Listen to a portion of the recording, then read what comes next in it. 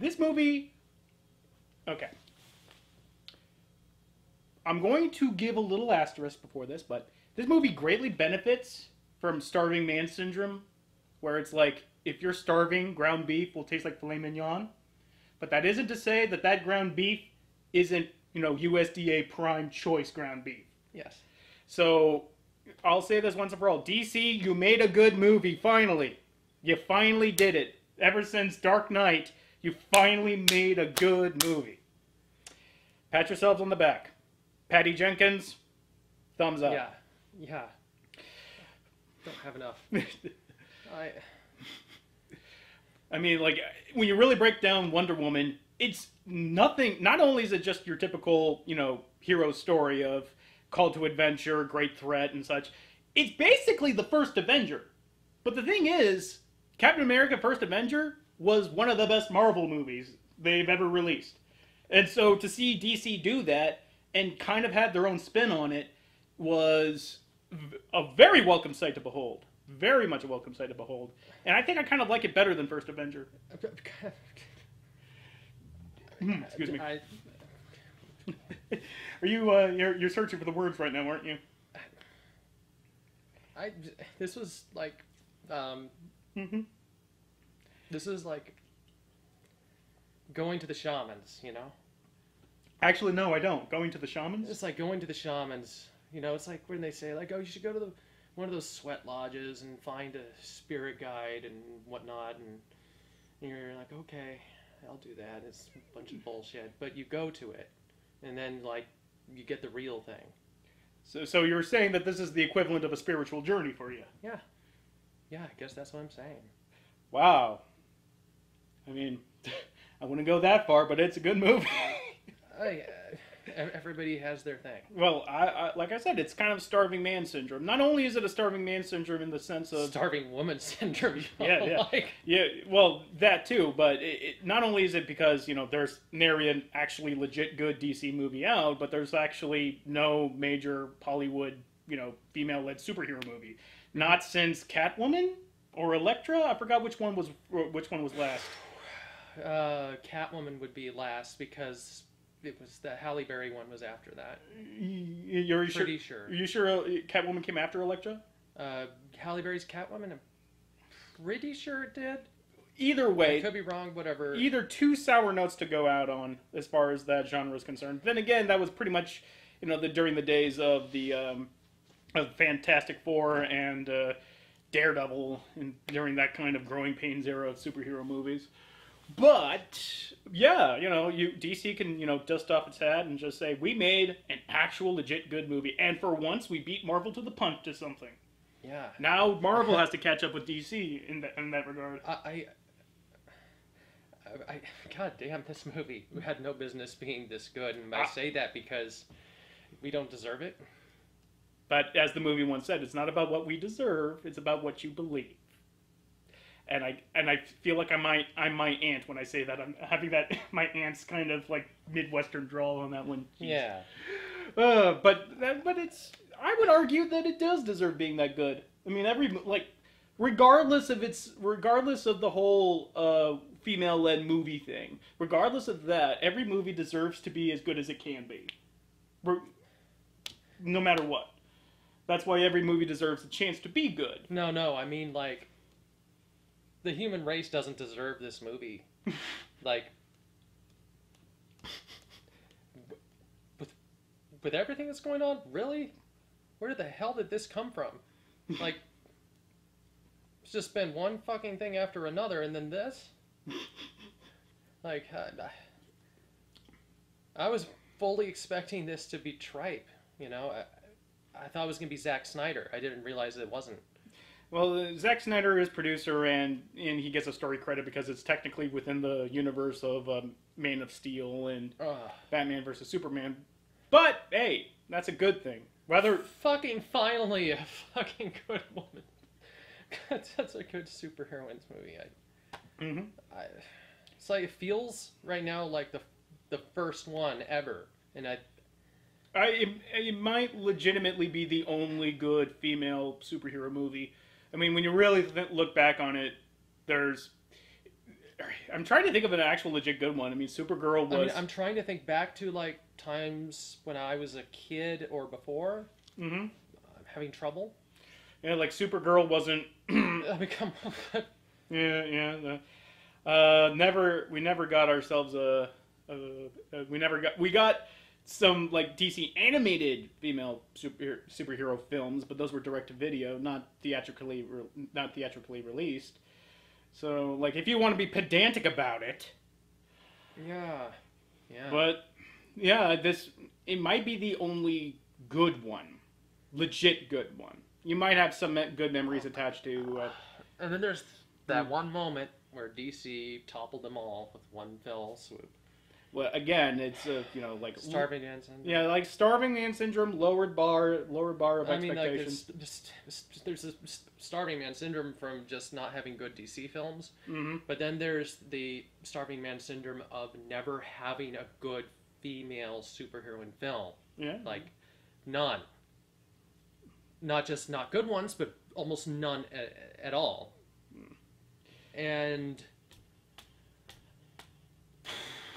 I wasn't prepared for it to be this good. I wanted it to be this good, but with all the shit, all the DC shit surrounding it, I just wasn't going to let myself. like you were expecting Zack Snyder to find some way from the producer's Yes. chair to mess it up. And I'm being perfectly honest with you here. I cried through the entire movie. The entire film. This is a first time. I've never done that. And here I was thinking it was your allergies. Yeah, no, I'm not going to lie this time. Which means you were lying sometimes when I asked about it. Oh, what tangled lies we weave. I don't see any less of truth here. Is it invisible like the jet now? No. There was no invisible jet. Don't worry. Although, well, no, we wouldn't have seen it if it was. I mean, how would we know? We have fun. Yeah, we do have fun. And so was this movie. Let's start from the top here. We don't want to spoil anything for you, so we're just going to be talking about bits and parts here and there and keep things kind of vague. But if you're worried about anything spoiled at all, just take what we said in stride and just say, go see this movie. It kicks ass, and it's exactly what DC seemed incapable of doing. Tell a simple story. Best movie I've seen this year. Best movie I've seen in a long time.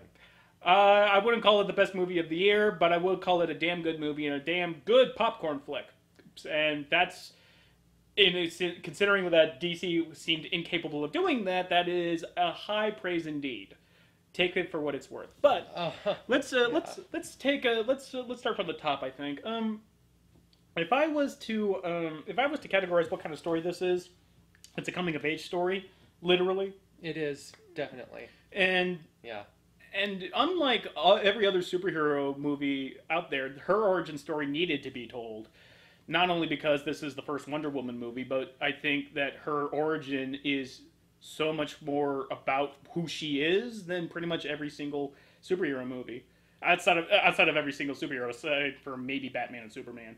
I mean, Peter Parker, like Spider-Man, when you really get down to it, all you needed to know was that he let Uncle Ben die, and that's his main major character motivation. It's like, okay, do we have to go through all this step process? But no. But with Wendy, it's almost like, all right, she grew up in this fantastical location, which is like the spark of a huge amount of mythos behind it. So you really do need to look at where she came from and pay attention to it. So from her raising on Themyscira, and if you're unfamiliar with the Wonder Woman mythos, basic groundwork is she was born from clay by Hippolyta, the queen of the Amazons, who live on an island that's invisible from man to protect them from the evils of Ares. They kind of changed some things from the comics, but that's just par for the course when it comes to adaptation. So, so now we know that in the DC universe, there used to be at least the Greek pantheon of gods actually existed, as we know them. Not like in Marvel, where the Norse gods were actually some kind of interdimensional aliens. This is actual, honest to good Zeus, Hera, and all the Greek pantheon of gods. So the whole movie is basically Diana learning about who she is and having that call to adventure by Steve Trevor, Chris Pine, to let her know that there is a whole outside world and it's at war. Now, in the comics, it was World War II, because that was topical during the day. I believe it was like 1939, 41, I want to say. I'd be more go towards the early 40s, but here they did. I think they had the wise decision, considering where the story was concerned, by transplanting that from World War II to World War One. I think that was a very good decision. Not like, basically because World War One was, if you know your history, was the all-time stupidest war. Just nothing. Like, it was basically all the nations decided that to find one excuse to go to war, and then Franz Ferdinand. Franz Ferdinand got shot. It's like, okay, that's our excuse. Let's all go to war. Let's plunder the world. So, there wasn't like clear, definitive bad guys. I mean, there was no like shock troopers. There's no fucking Nazis to like say like that is the ultimate evil. We have to do everything to kill them. It's more nuanced than that in World War One. And so having like this wartime setting play against the story feels a lot more complex and a lot more nuanced than just having, like I said, the Captain America First Avenger Nazi punching is concerned. Which, don't get me wrong, I love that aspect of First Avenger, but taking that same kind of idea but putting it into the World War I context feels like there's more meat to the story than just a simple adventure. Mm-hmm. Which I was so prepared for Wonder Woman to be. Yeah. And it was, I decided like, no, it wanted to go a different place.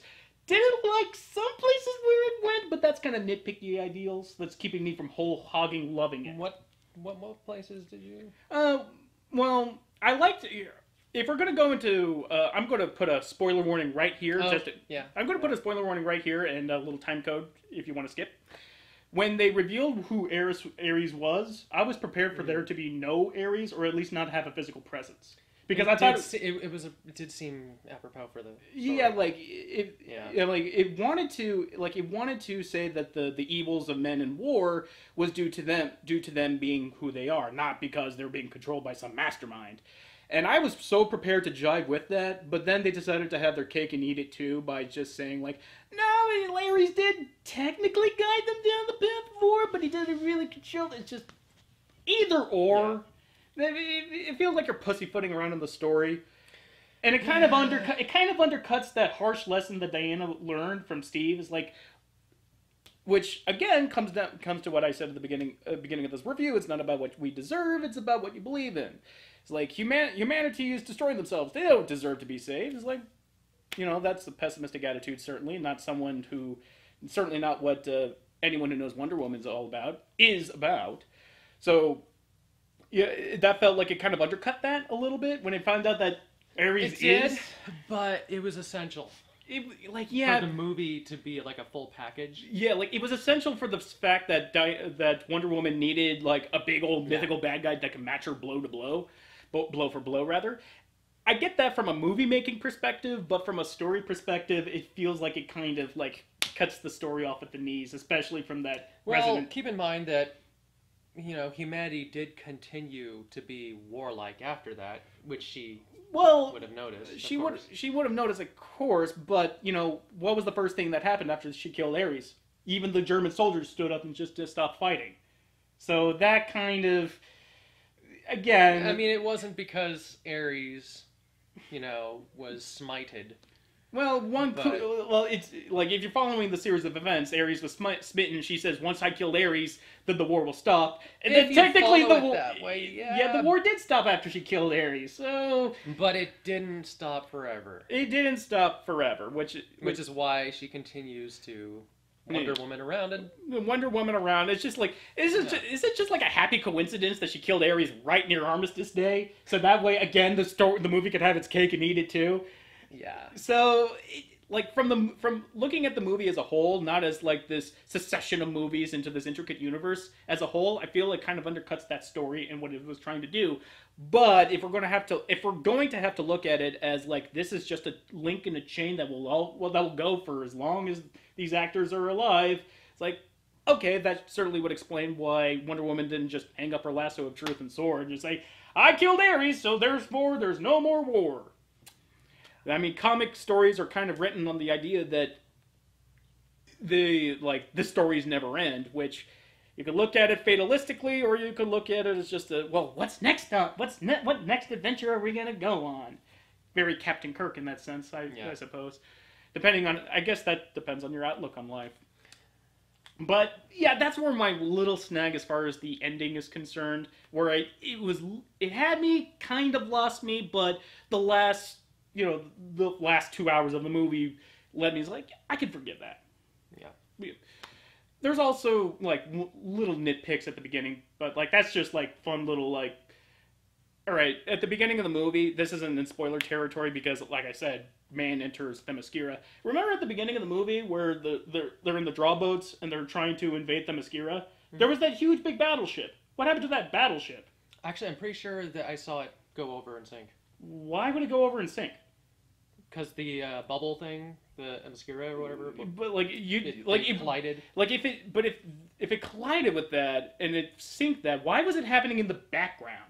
Because there was no close-up shot of the ship going over. Like, something that big is kind of... There was a scene it was in the back, but you did see it falling over. I mean, like, yeah, probably could have gotten some better footage. Yeah, like, there had to... Maybe they probably edited that out because it interfered on the running time, I guess. They thought that one shot, medium shot of the ship kind of tipping over was enough to infer that it sank. I didn't get that impression, but if you got that impression, that's, well, I mean, the fact that it was going over. Yeah. I don't think they were like, we need to make this ship go sideways in order to get through the. It was definitely going over. Yeah. It seemed like, but like if it was going to sink, show it sinking, not just. But small things. Yeah, small things. And one last thought before I let go of my little pet peeves. At the beginning, when they were telling the story of Diana Prince. And she's like, Zeus created, Zeus struck down Ares and gave him a mortal blow, and then gave the bolt, the sword, and created the sword that will kill a god. But then she didn't explain, like, okay, but if Zeus created me, but then killed himself to create the sword, when did she create me? Like it never even occurred to Diana to ask that question. Yeah. Like, if this all happened before I was born, but if Zeus created me, but if Zeus didn't, and then, let's all do the time warp. I mean, if Zeus is a god and all-powerful, I would believe the fact that before he destroyed himself to create that sword, he time warped ahead of time to create Diana, then time warped back there. I mean, we're talking about gods here, but it's like the time scale doesn't exactly line up. Wibbly-wobbly, timey-wimey. Yeah, exactly. I guess that's just to kind of explain why Enter Cronus! With the big clock on his chain. Well, technically Cronus was a Titan, not... Well, I'm sorry, Kronos. Kronos, Kronos, not Cronus. It's a common mistake. Yeah. But, with that aside, with all those little nitpicks aside, end of spoiler warning, with all those little nitpicks aside, I can still look at what Wonder Woman built for itself and what it did as a net positive. Way far outweighs my little nitpicks about the story and the goings on.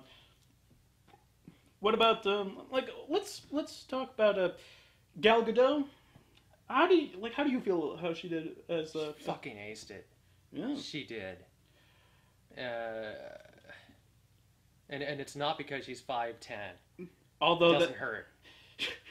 We actually kind of had a little pedantic argument when she's like, you said she was 5'10". I said I was being a little bit nitpicky in a way earlier video. I think it was for I think it was like Furious or something like that. Or we might have because it was I think it was Batman versus Superman. It was Batman versus Yeah. Like where we were talking about her as Wonder Woman. And I was like, I don't think they could have gotten some, a more bodybuildy kind of woman. A little bit more meat on her bones. Someone like Beth Phoenix or something, Yeah, but then try to find someone who's also a great actress. Yeah, like somebody who can act and also have that muscle mass.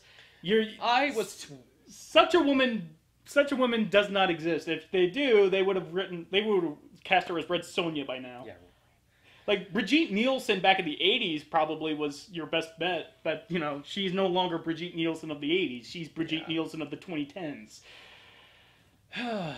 I mean, like Gina Davis, if she, like started pumping iron. Yeah, but again, Gina Davis has gone on record that her more pressing issue is that there are barely any roles for women of a certain age, let alone roles for women in general.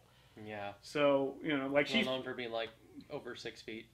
Mm-hmm. He's like 6'2" or something. Her and Sigourney Weaver are pretty pretty tall. But yeah, 5'10's really up there. Yeah. Like I'm 5'11. Yeah, but and I said that's impressive. That's impressive, and he becomes he just acts like the asshole he is, trying to find things. Just trying so hard. Trying so hard. It's like, oh yeah, it's so impressive that she willed herself to 5'10". Not realizing that impressive means made an impression on, and we've looked it up, and the first thing they listed was size. Yeah. So hungry chicken. Yeah, a little hungry chicken there. But should we literally... That's not hungry enough. That's not hungry enough. No, yes, let's praise her for doing something she has no control over, yes. I'm just getting started. Mm-hmm. Yep. Yeah. There you are. Yeah, close that up. Mm-hmm. I don't remember. Not for the thing. I didn't remember her from anything. I guess she was in Furious. She was in the Furious 6, I want to say, or Furious 5, one of the Furious movies. But I mean, that's it. And pretty much everyone's in the Fast and the Furious movies outside of Terry Crews, which baffles me to this day. It's not like the thing you remember that you go back and remember people for acting skill. It's like, which but the point is, she really, really fucking aced it, and being Israeli forces for 2 years definitely probably helped. Oh yeah. All of Israel is a standing army. So yeah. So. Holy shit, they could not have picked... I will go on record, I can't think of anyone else after seeing this that they could have picked that would have done better than this. As a whole package. As the whole package? Oh my god, she had the accent down. I mean, I'm not going to say that I know exactly how a Greek accent should sound, but it sounded good. It didn't sound like just British. No, but that's her accent, though. That's it's her accent, so that they're just kind of playing it up. Yeah, I'll say this: it sounded good. It sounded authentic. It wasn't trying. Mm-hmm. So even if it was, I mean, it's like, who the fuck would know what? Amazons didn't even actually exist. They were a legend. I mean, there were tribes of women. I'm sure. That may have given rise to that, or rebellious woman, whatever you want to call it. But even if they did exist, how would we know how they sounded like? Yeah, you would never know exactly how they sounded. So even you just the best you have is Greek. So. Mm-hmm. Or Mediterranean. At the Mediterranean, yeah. Mm-hmm. So, fuck, she was amazing, and she's an inspiration. Any little girls growing up right now. Oh, yeah. For those of you who do not follow me on Twitter, my niece was born 2 days ago. She was born May 30th.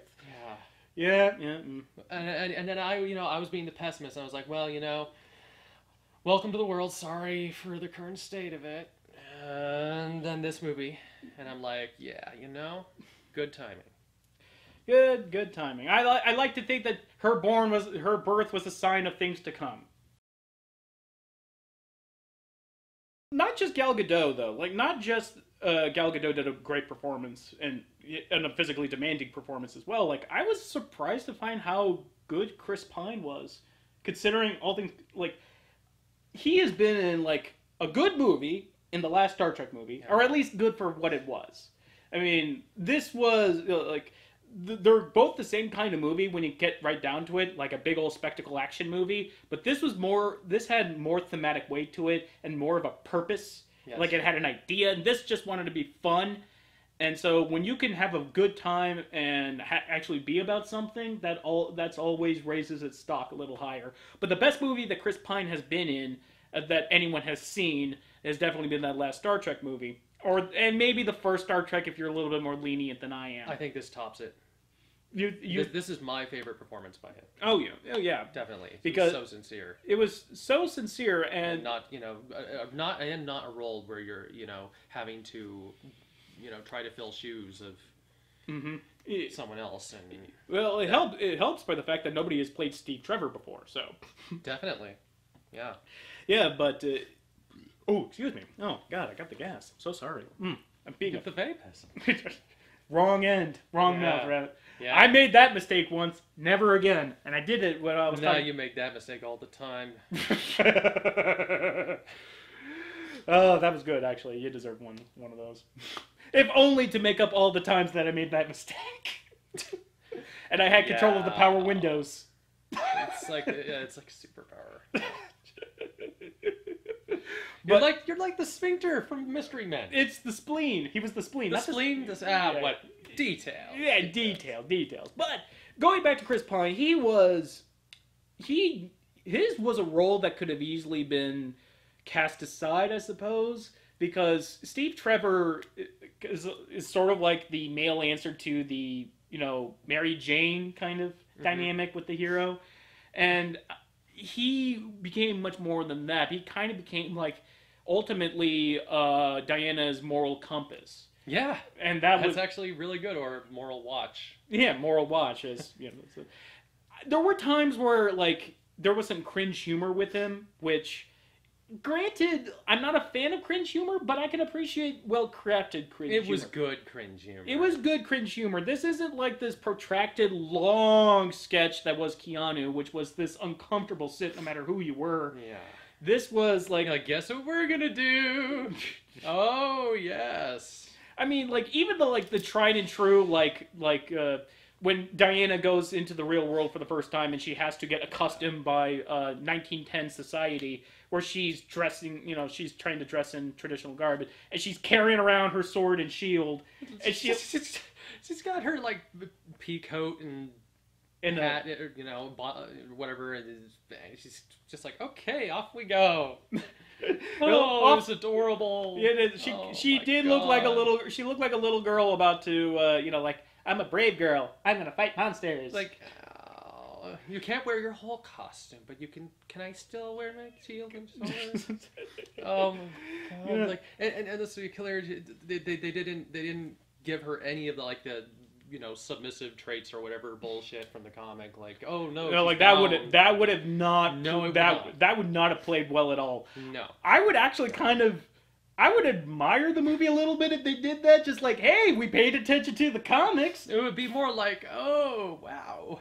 Like, wow, of all the things to remain faithful about as far as comics are concerned, wow, you wanted to die on this hill, Zack Snyder? Wow. Yeah. But no, they just didn't even fucking bother. Thank God. I didn't think they would, but even with Zack yeah, Snyder, like even with Zack Snyder, even with that whole, nobody is that tone deaf. I would hope nobody in Hollywood is that tone deaf that they would actually put the whole bondage thing into an actual thing. They actually kind of underplayed the lasso of truth. They actually like it was never brought out like as a ceremony. It wasn't like the first time we see it, it's already around Steve Trevor. It's just like we just see it around Steve Trevor. It was like no grand reveal. And on one hand, it's like, well, it's an important aspect of the mythos. It's not like like that's uniquely hers. But on the lasso of the Furies, on one hand, like I feel like that. On the other hand, when you get bogged down in the minutia of what a character wears and what they do, you're not necessarily focusing on who they are. So I don't think there would have been that much trouble to have like a separate shot of them bringing out the lasso of truth or anything like that. I would just. I don't know. It feels like I'm like wanting for more when I shouldn't. I feel like I'm being greedy in that way. Yeah. That and but outside of like I will say that even though DC has kind of pulled in the reins of being grimdark and putting in more humor, I was not expecting this well crafted humor, I suppose. Oh. Like I was expecting like their dry attempts. No, it was great. It was really good timing. Good, back and forth. Like even the side characters, like Steve Trevor's secretary, like It was everybody did a good job in this movie. Yeah, pretty like everyone from top to bottom, like from even I was the one like actually I was about to say there is one area where I wish they expanded a little bit more upon, and that was the character of Dr. Poison. I wish they had gone a little bit more with her, especially since she wound up being a pretty key figure towards the end. It was a pivotal point. It was a pivotal point in the end, and we won't go into detail about it. I just wish there was more to her. Like, I wish that, well, or maybe there is more to her, and then we'll see towards the end, but we'll see further on, but I feel like there's a lot of untrampled snow there. And I think that's just, how much time. Yeah. Like, they focused on the things they really, really should and needed to. Yeah, because they knew, thank goodness they knew what this needed to be. The focus was squarely on Wonder Woman as it needed to be, especially for her first movie. And that's for everyone doing it, men and women. This they made this what it needed to be for everyone. Mm-hmm. And that's addressing the elephant in the room. They did not. This was not, by the way, like, I'm no man, sometimes it did.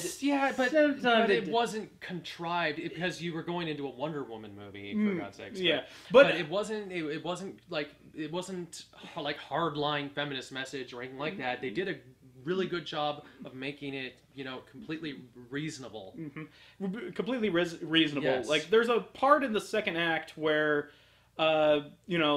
there's this part in the second act when they're in trench warfare and they're talking about the no man's zone, and I could easily, it's like, okay, she's going to clear the no man's zone, but they didn't hang on that, yes. Which, that they didn't invent that terminology. That really was the no man's zone. So it's true. So from that perspective, it's well, that's what it was called. So yeah, I guess that's just fortuitous filmmaking, I suppose. If you want to be historically accurate, this movie about a superhero and she wasn't like. You say it's the no man's zone. I'm no man. Like, none of that bullshit. She doesn't even have a helmet on. Like, she does. There is a shot where she puts on her tiara, though. I know. Like, that was putting it on instead of off. Yeah, I know. Like, but that was like her. Like, that was her game face. Like, putting on the game face is her putting on the tiara, especially when she has to kind of go in with garb, like you hit it in garb. I'm no woman. There was no moments like that. There was playful little jab. Your wife. For those of you who couldn't catch that, that was a Scary Movie 2 reference. Of all the things to pull out, right? I don't know why I do things. I don't know why you do things either. I've been friends with you for nigh on 15 years now, and I still am no closer to discovering why you do the things you do. If I ever find out who's piloting this ship, have a word with them. But there was enough of that. There was enough of that whole glory and kicking ass and great action scenes that they spoke for the message itself. They didn't need to have that contrived message that was in Lord of the Rings or, oh god, what was it? What was the last movie that had that kind of moment? I believe it was oh yeah, Pirates, where no man could read the map. I'm no man as I read the map. Fuck you, Pirates. Fuck you, all of you, and especially you. You know who he's talking about. You do not say his name. Oh man, I don't know. It's kind of hard to go further into detail of the movie without going heavy into spoiler territory, especially because I do have some thoughts about the main bad guy, Ares, which I'm not going to say who he is. I am not going to say where he shows up or when when he shows up. But I will say that as far as the mythos is concerned, it feels like, why, with a villain like Ares, he's on level of Darkseid. He's as far as one of the only few beings in the DC universe that could go toe to toe with Superman.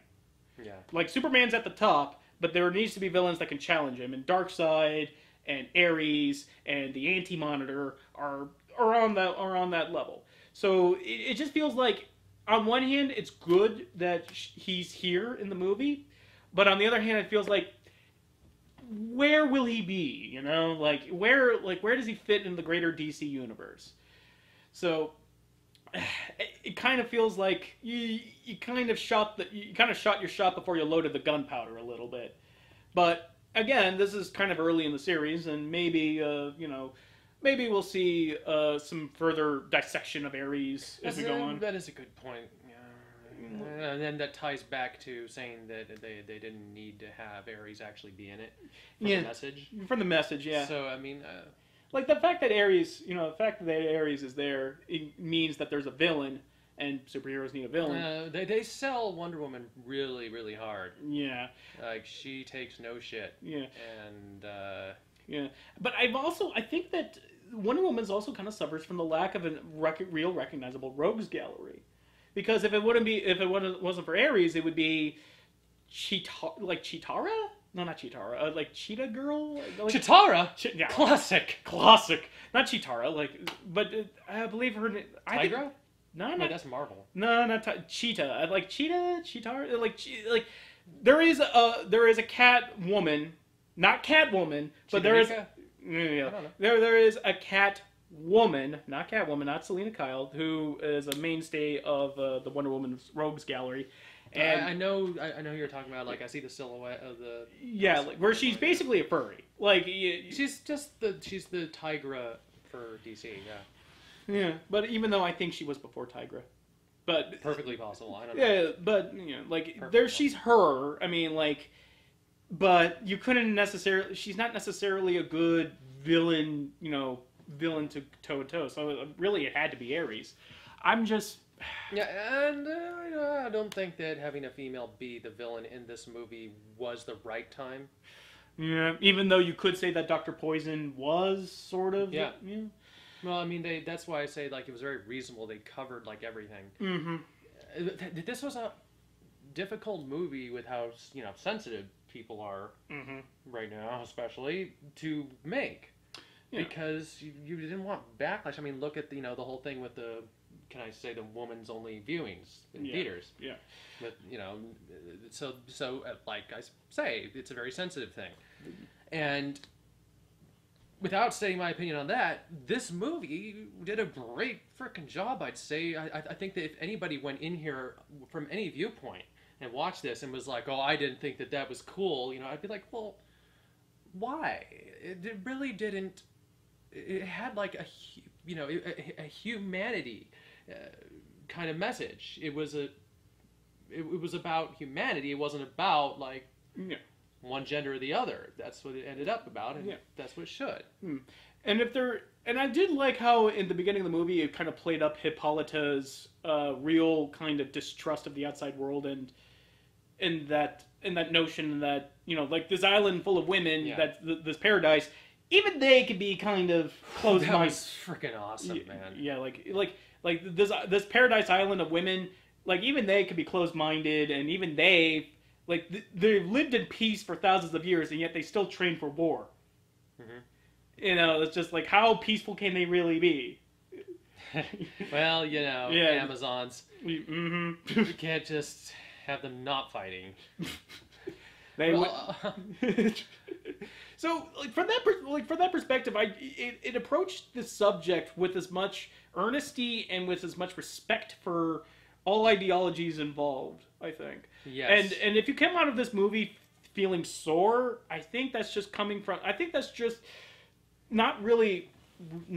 I think that you just kind of you got your own shit to deal with. Yeah, you got your own shit to deal with, and I think you got a little bit of just this kind of something to work out, I suppose, is the most delicate way of putting it. Yeah, I mean, I have my viewpoints going into this.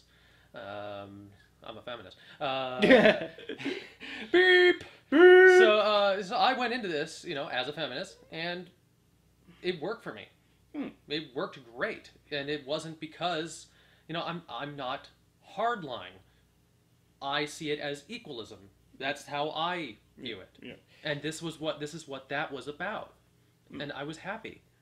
about that. I mean, the beginning of the movie is very, kind of like one-sided because it's all a bunch of warrior women living with each other and pleasuring each other, possibly. And you're hoping. I mean, it could be those long days of training can get real sweaty. You heard what they said, that they found out that they didn't need men for pleasure. Which means they still have pleasure, but they didn't need men for it. But they didn't need necessarily. It's not a lasso of truth. Lasso of truth. It was, you do me. Oh, yeah, but... You just give out your deepest, darkest secrets! You must be so embarrassed! Oh, that would be so great. Just get Drax in there with them. Do me. But now trying not to think of that. But it was pitch perfect. It was what you expect. It is, like bias and everything, because that's the Amazons. That's what they're doing. That's what the whole thing is about. And it's about taking her out of that environment that's very, narrow viewpoint, because they're only, they're very strict kind of, lore. This is what happened with the gods. This is what happened with man. And so she's taken out of that. She's brought to our world. Our world by the a bubble. Our world in the 30s, which actually in the 10s. Oh, sorry. I mean in the 10s because World War I going back. Yeah. But not World War II. Franz Ferdinand, take me out. But just a minute. I was like doing the troll walk. The Trollolo walk. Hope I don't get you. But yeah, and she's introduced to the horrors of what death really is and how things are not black and white, etc. Yeah, and yeah, so I would think that this movie, for what it needed to be, was perfect. What I necessarily was expecting it to be kind of let me down in a little few areas. But not necessarily, nowhere near where it had to be in order for me to consider it a wash. This is not a wash. Yeah.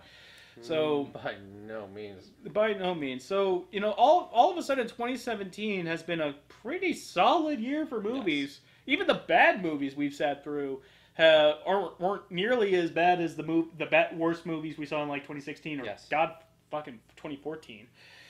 Oof. And some of the best movies in 2017 were really freaking good. But this will, I think looking back on it, Wonder Woman will be in my top 10.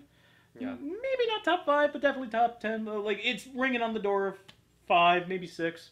Could change sometime towards the end. One love, one life, one is lonely.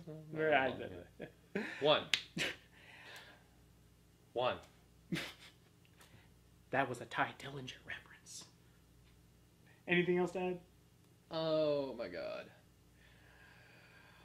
I'm trying to think of it like, Ares getting all of his armor from like wreckage, from like tanks from and industry and weapons and just wrecked vehicles. That was pretty cool. I gotta admit. Yeah, that was a neat idea. That was pretty cool. Yeah. Other things to just hit on really quick. The Lasso of Truth, while it wasn't like, bringing it out and like in a frickin' it wasn't, it was used a lot in the movie, even though it wasn't in like a jeweler's kit when they brought it out. It was really epic. It was cool, and it wasn't lame. It easily could have been. It could have been, because it's a lasso, and it is really more like, like a whip of the Furies kind of thing. Like they were pretty inventive with it as far as the fight choreography was concerned. And she uses it a lot, and it looks cool and it works, despite that. And other things. Is there any characters that need some love? Some actors. Like the ragtag group that Steve Trevor forms. I believe that deserves some kudos, especially the Scotsman. Oh yeah, he was really cool. He was really enjoyable. Yeah, like he was exactly, he was exactly what the role called for. I think, and I wish he went a little bit more into his background because they kind of play into some themes of war with him. Yeah, but, seeing phantoms. And, yeah, and such. Like PTSD and all yeah, that. but it's, like shell shock and such. Yeah. But, like, again, there's a lot of ideas at play here, and hinting at something sad is better than not hinting it at all. But it's just like, I want more. Yeah, and there's going back to it, lots of good humor. And thank you for putting up with bearing with us at this long review. It's just it was worth it. But there's a scene where she's like ready to go through a revolving door. Oh yeah, with the sword and shield. With the sword and shield, they're just like she's like, oh no, I got this. I can figure this out. It's like she gets like the timing on it. It's like There's so many adorable moments like that that don't undermine her presence and everything and but still the coming of add to that coming of age story. Mm-hmm. And I'm just thinking that from here on out it's going to be down. I can't see anything else DC does measuring up this. I know that you did this. I should be more optimistic about your next thing, but I think this was lightning in a bottle. Possibly maybe the next Wonder Woman though. Maybe. I don't think it'll be as good as this, maybe, but I mean, like it might measure up. Well, the thing is that it will not have the advantage of being the first. The first, no, it will not have the advantage of just surprising everyone. Definitely now not. that you've established that you can be good, now you are expected to be good. Yeah, and then there'll be probably like tie-ins and stuff. Yeah. The benefit of like the burden of expectation. It's definitely. It can be a bitch sometimes. So, and I gotta be honest with you, I'm not liking the trailers for Justice League. I mean, it doesn't look like complete hot garbage like soups and bats, but it's... I will say the trailers for Wonder Woman did not impress me either. So that's a good point. I have to be honest; they didn't impress me either, actually. So and now that I think about it, yeah. So as far as I'm concerned, the unfortunately, Zack Snyder had to step down from Justice League because of the worst possible reasons. But at the very least, we know that Whedon... yeah, that's like, right. Yeah, it's like... God. Yeah. It makes it hard to... Yeah, I mean, like personal tragedy aside, yeah. Like the man is a professional, and like his professional work should not be dictatorial to what's happening in his private life. But having to step away from his work to work through this is completely understandable. Yeah. And they did hand the reins off to somebody who has a proven track record with the event. You got Joss Whedon, like who can handle these gigantic ensemble films 1 out of 2 times. I mean, like Avengers 2 was, I never need to see it again. I never need to see Avengers 2 again. But Avengers 1 still holds up. I would just probably watch all of the all of James Spader scenes and that's together. That's really all you need. Mm-hmm. I would really like to see him performing with the mocap suit, actually. Like you saw with Benedict Cumberbatch for Smaug. If you haven't seen Benedict Cumberbatch, if you haven't seen the Benedict Cabbage Patch doing his Smaug routine with the mocap suit, look that shit up. It's hilarious. Look it up. It's also really interesting from a method acting standpoint. Oh yeah, it's very like sincere improv-y stuff. Like I know you're a rat. Go rats. It's very much like... I mean, like, if you're ever a student of the craft of acting, you've been in those embarrassing situations that you have to do. Like, you have to cast aside any aspersions of, shame and... yeah. And, now you're a cherry! And... Yeah, that's... Oh. Yeah. It's something that all actors worth their salt have to go through. That is why I'm not an actor. I think that Johnny Depp does those still, like, religiously, just like the first day kind of thing. Like, that's like his daily affirmation? Yeah. Like... And I'm a pirate! Okay. Nobody told him no, and that's just what happened. So, if somehow you were able to skip all of this, and you were like, should I go see Wonder Woman? Go see Wonder Woman. Please, go see it, because right now, this is the movie. This is the movie we need. Okay. So, next week, is going to be a movie probably not as good as Wonder Woman, but it'll be a movie all the same. So, till next time. There we are. That wasn't